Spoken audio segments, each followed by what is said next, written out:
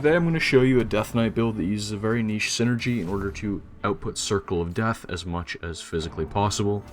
Now, this build only has 3 requirements to actually function, that being the Staff of Cherished Necromancy, the Amulet of Greater Health, and 1 level in Wizard. Everything besides that is completely optional, so do with it what you will.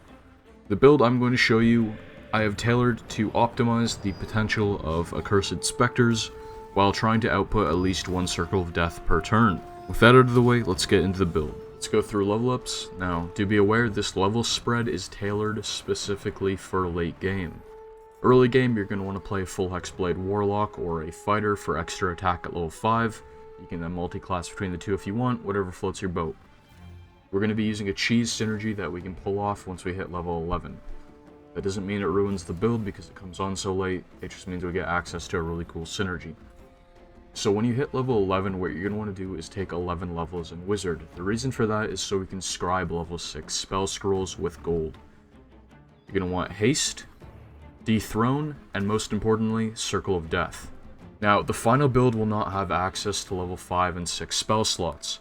We'll have level 3 spell slots for Haste, but typically we wouldn't be able to use Dethrone or Circle of Death.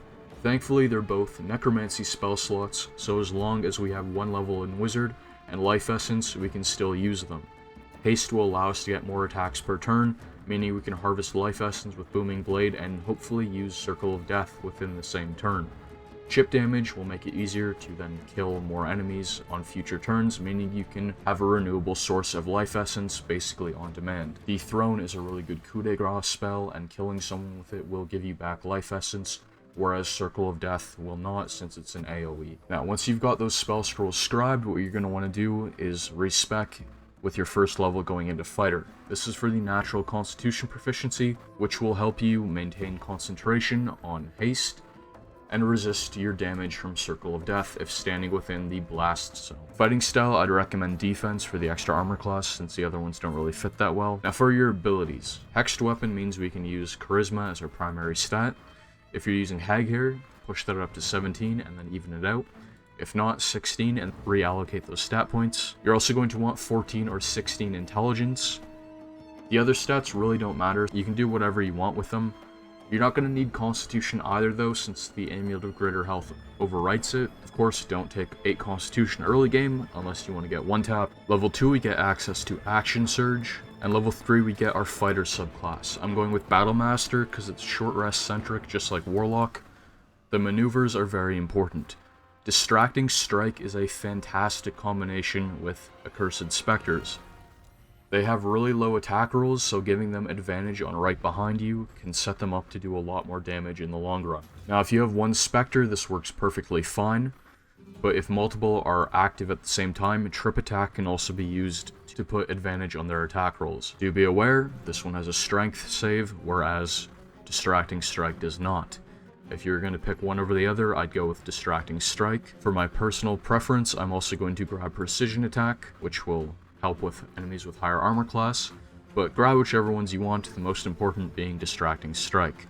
The one I would not recommend is Riposte, since it consumes a reaction, and that is used to summon Accursed Spectres when killing a hexed enemy. You could use it in very niche circumstances, but it's still pretty risky to have on the build, in case you hex someone and then kill them in 1 attack. Fighter level 4, we get our Feat, ability improvement, and 2 points into Charisma. Now, this is why I said don't take this level spread early game, because at level 5, we're going to respec into Wizard. We're going to want to take Wizard before Warlock, so we don't end up having items scaling off of our intelligence, or scrolls for that matter. For your spells, you're going to want to grab Booming Blade. That does not scale off of intelligence despite what it says, it just needs a high attack roll.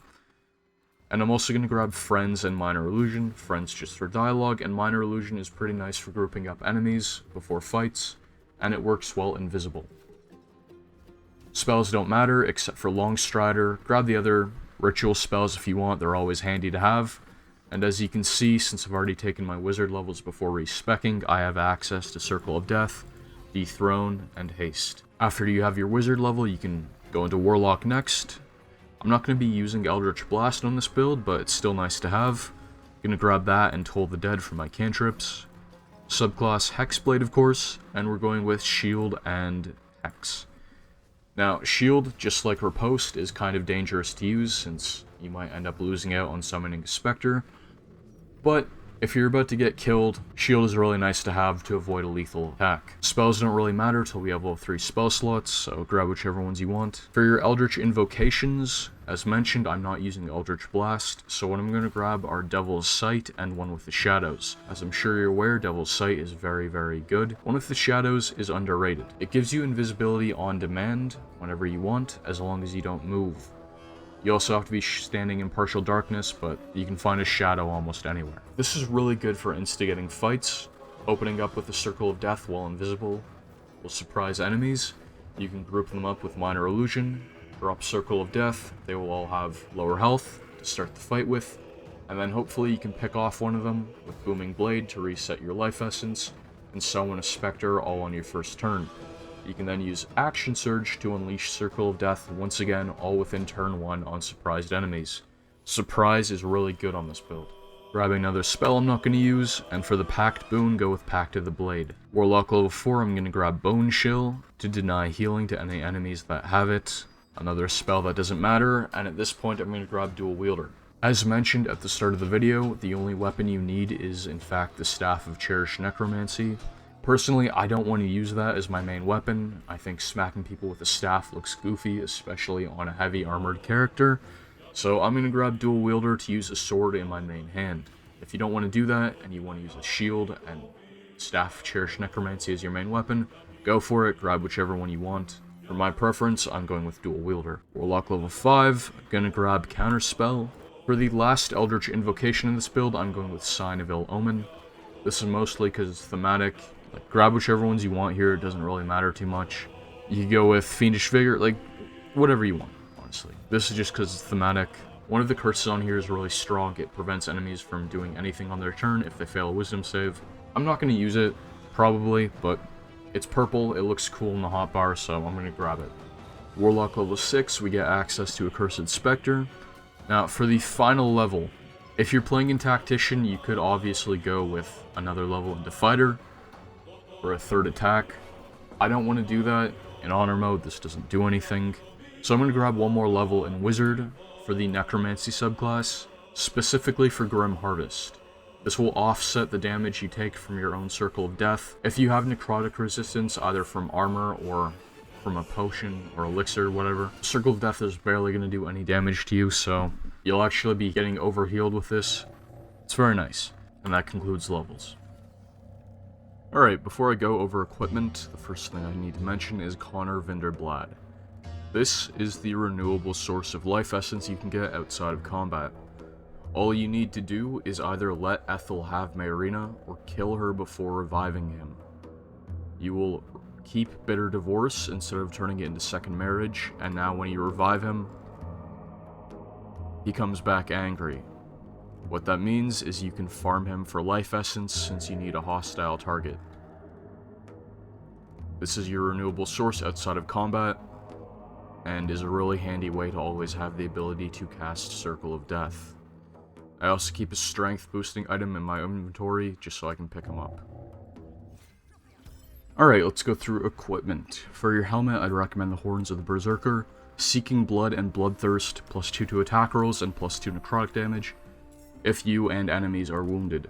Very easy to set up with one Circle of Death, works great on this build. For your cloak, I'd recommend the Deathstalker Mantle if you're playing Dark Urge. If you don't have access to that, just wear whatever else you want, like Cloak of Protection, doesn't really matter. Armor, I'm going with Reaper's Embrace because of the cool design. There is also necrotic resistant armor in Act 2 called Protective Plate. I don't have access to that, but either way I'd still probably go with Reaper's Embrace because it looks so cool. Could wear Helldusk, whatever else you want, doesn't really matter, just pick which gear you want. The only things you need are the Staff of Cherished Necromancy and the Amulet of Greater Health. Gloves, I'm going with Dark Justiciar Gauntlets, +1d4 necrotic damage, very thematic. Boots, I'm going with the Boots of Elemental Momentum. This plus Deathstalker Mantle is really strong, and haste on top of it as well. You'll be able to reposition and pick off enemies as you choose, so you can always get your life essence back, hopefully. Amulet, of course, I'm going with Amulet of Greater Health. Now, besides the Constitution proficiency for concentration saving throws, This also offsets the curse Tharciate Withering. Now, temporary hit points are temporary, but the drip is forever. Tharciate Withering gives you a really cool aura, so that's what you see on me. I'm cursed by the Tharciate Codex. The Amulet of Greater Health offsets the -5 to Constitution completely, it just overwrites it, so there's literally no penalty to having this condition. Now, one thing to be aware of, if you want to get this curse as well, that would imply you're probably going for Necromancy of the Fae. There is another saving throw after you activate that book again, which is a DC 20, and the curse for failing that is disadvantage on Wisdom saving throws, so do be prepared to pass a DC 20 if you want to keep Tharciate Withering and not get the other curse, which is actually pretty detrimental. Rings, I'm going with Ring of Regeneration and the Whispering Promise for permanent bless. Weapons, in my main hand, I'm using Duke Ravenguard's Longsword. This gives +2 to Charisma. I'll go over how to get this easily in a moment. There's also the Blackguard Sword for extra necrotic damage, or Voss's Silver Sword. That one's really strong as well. I'm going with Ravenguard's Longsword, and I've imbued that with some frost damage thanks to the Flail of Ages or the Drakethroat Glaive. Either works, just put the flail in your offhand if you want to imbue your main hand weapon. For your bow, I'd recommend either the Darkfire Shortbow or the Hellrider Longbow. Darkfire gives you an extra use of haste plus resistance to cold and fire damage, and of course Hellrider gives you extra initiative, which is nice to have. Now, you may or may not also want Elixirs of Necrotic Resistance. These start spawning in merchant inventories at level 6, so it's quite easy to stock up on these. You don't really need it. +10 to Constitution saving throws. You're probably never going to take full damage from your own Circle of Death anyways, so the odds you actually have to roll a high difficulty save to actually maintain concentration on haste is very unlikely. Alright, let's go over how to get Duke Ravenguard's Longsword. Now, there are two windows of opportunity. One is in the Coronation Hall right after Gortash's Archduke ceremony, and the second is in your camp after you save him. If you want to get this at the start of Act 3, you could obviously just kill him, but I'm assuming you don't want to do that. What you need to do is send all your allies not involved in this heist to camp. Bring one character with really high stealth and the ability to cast Command.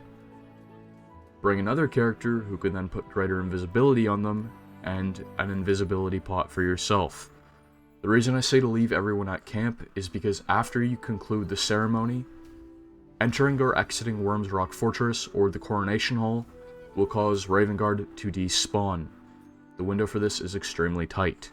Right after the ceremony, put greater invisibility on your command character, then drink the invisibility pot. Command him to drop the weapon, and then pick it up. You are then good to leave. Just do be aware everyone in Worm's Rock will turn hostile after you make him drop his weapon, so you won't be able to come back without a fight. Now, that's the way to get it early. You can also get it after you save him. This one's very easy. All you need is a Glamour Bard that can cast Mantle of Majesty Command Drop, since that works on allies. I'd recommend taking Will and Shadowheart as well as Scratch out of your camps. They're not within line of sight when you do this. Not sure if it bothers them that you commanded him to drop his sword. Either way, you can freely use that on him, and then pick it up. Make sure you are not seen while you do this, or else he will turn hostile and leave the camp along with Will. That is the method I would recommend, but if you're playing in Tactician and don't care about going back to Worm's Rock Fortress, you can get it there no problem. Anyways, that's all I've got for you. Thanks for watching. Builds in the description as well if you missed anything. Peace out.